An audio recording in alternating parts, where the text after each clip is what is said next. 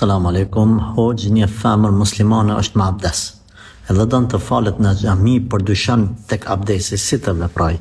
Apo si të reagoj? Aleikum selam rahmatullah.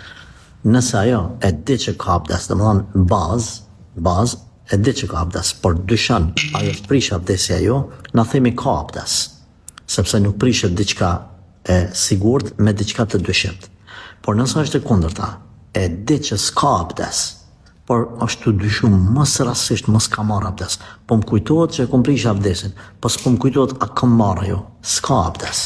Gjithmonë qëndron në origjinë të meselës.